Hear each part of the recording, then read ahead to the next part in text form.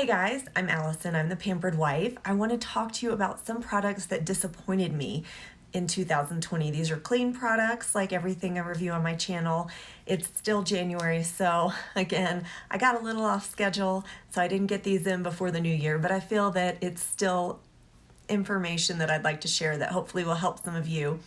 I have most of the products here. I'm filming in our small condo in the mountains, so some of my products are at my house and one product I've returned. So I will put a picture of all those on the screen when I'm talking about them. The rest I have here. The first product that disappointed in 2020 was the Ilia Balmy Gloss Tinted Lip Oil.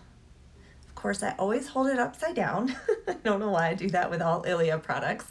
I have the color Linger, and it's not that this is a terrible product. It's just, it's $26 and was advertised as cushiony, plumping, not sticky, moisturizing. And I would agree, it's not sticky and it is a bit cushiony, but it's not particularly moisturizing and it doesn't last. It looks really nice when you first apply it. This is a pretty neutral shade. So the disappointing things are it doesn't last very long at all on the lips. I feel like I have to reapply it a lot.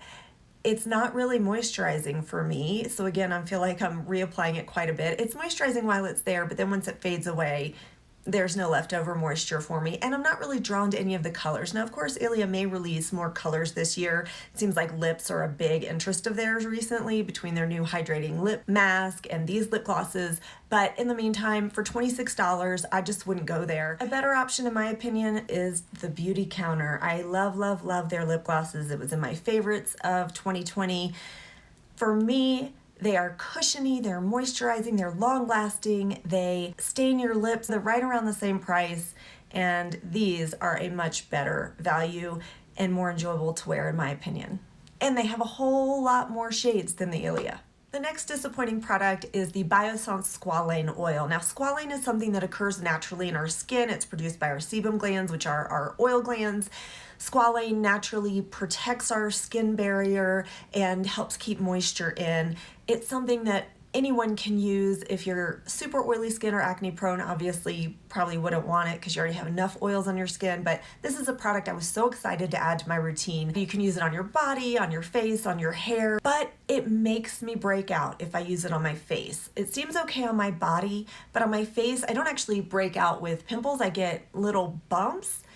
It's not quite an allergic reaction, and I don't understand why. Squalane is a non-greasy oil. You just put it on, it sinks right in. It's like it goes in between the skin molecules. And so anyway, I use the Lilah Squalane facial oil, no problem. It's beautiful, my skin loves it. But the Biossance, my skin does not. And the only thing I can come up with is the Biossance is made from sugarcane and the Lilah is made from olives. So that could be a difference right there. The Biossance is a lot more cost effective. It's I want to say $32, whereas the Lilah is about the same price for a third as much product. But since I can use the Lilah and not the Biossance, it's definitely worth it. I guess I should mention these products were new to me in 2020. They're not necessarily all new. Okay, moving on. I have the Supergoop Bright Eye 100% Mineral Eye Cream. So this is a sunscreen, 40 SPF, and it's 100% mineral. It's supposed to be great under makeup, obviously good for sun protection under the eyes. It has a pink shade to it to cancel out the white, and it's a little bit luminescent. Oh, I put quite a bit on. It's a little luminescent, so it's also brightening. I was excited about this to use every day under my eye makeup, and it's a perfectly fine product. But I find that under my eyes, I have to do quite a bit of tugging to spread it out. And also my concealers do not sit beautifully on top of this. I don't know if I use silicone-based concealers or something that isn't considered clean, if that might work better over this product, but I just found it didn't play that well with my concealers. And like I said, it was sticky to rub out. And also, even if I used it every day, the tip would dry down some. And so part of it would come out and be hard. I do live in a very dry climate. I have still found a use for this. I use it on the back of my hands pretty much every day because I don't want to waste it, but I don't want to use it. I used it all over my face for a little while, but it's just thick, you know, as mineral sunscreens tend to be. So this is $36. I just feel like just about any other sunscreen would be better. Anything that you're already using on your face. Right now I'm using the Suntegrity Tinted Moisturizer. I believe it's an SPF 30, and I just put it all over, including under my eyes and on my eyelids, and that seems to be working much better for me under my makeup, and it's more comfortable and easier to spread out. The next product I tried in 2020 that was disappointing is the Edible Beauty Deep Sea Collagen Elixir. Now this one wasn't completely disappointing because it's a vegan collagen, and the idea is it plumps and moisturizes it moisturizes your skin, hydrates it so that your skin is plumper and your fine lines are diminished because your skin is plumper. I would say it does work. The problem is it doesn't matter whether I use it during the day or night. It just doesn't work with my skincare. I believe it's mostly oils that it doesn't play well with, but the bottom line is I use a lot of different products, oils and creams, and depending on the ingredients in the cream even, it doesn't play nicely with it. So while I love this, it really does plump and moisturize and has great ingredients, but I can't use it, practically speaking, because how it pills if you wear it with anything else or most other things. So what I would recommend instead is the Drunk Elephant Bee Hydra. It goes beautifully with everything. It's a gel product. It feels weightless on the skin, and I've never had a problem with it. It also plumps and hydrates. In the meantime, I'll keep looking for something else. I've been trying to steer away from the Drunk Elephant products like that come in the airless pump because I believe they are not recyclable. So let me know, or let us all know in the comments below if you have a good suggestion to take the place of this collagen for something really hydrating like that. But I don't just want a hyaluronic acid product because I live in a really dry climate, and that can actually pull moisture from my skin if there isn't enough moisture in the air.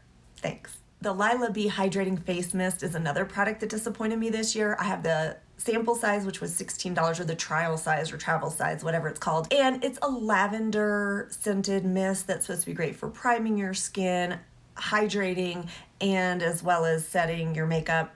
This was a miss for me because I didn't like the scent, which I know I don't like lavender, so that's on me. I mean, obviously that's a personal preference, but also I didn't feel it did anything well. It didn't leave me hydrated. The setting the makeup, I feel like any water spray or any mist works just fine. And this is, a bit expensive. If I were gonna get this full size for $48, it to me just isn't worth it. Let us know also if you have a favorite mist.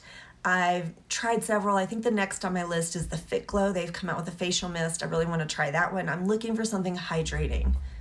The Carewise Invisible Touch Concealer. I did a video on this. I will link it below. This product, the claims were that it's a flawless finish with high coverage. It's ultra creamy and lightweight. I would agree, it is lightweight. Otherwise, I hated this. I actually returned this one. The texture was terrible. It was so dry. It was chalky when I put it on my face.